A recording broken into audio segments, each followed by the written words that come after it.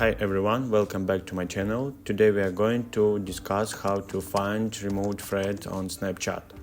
First thing first, make sure you remember your friend's nickname.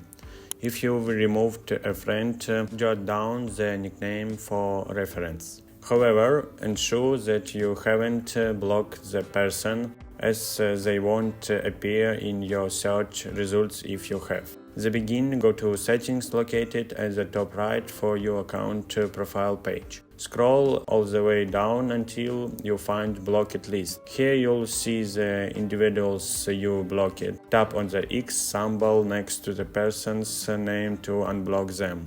After unblocking them, they want to automatically become your friend again. You'll need to search from the nickname or name again if you encounter an issues. You can also ask your friend directly. I hope these tutorials help you reconnect with your removed friends on Snapchat.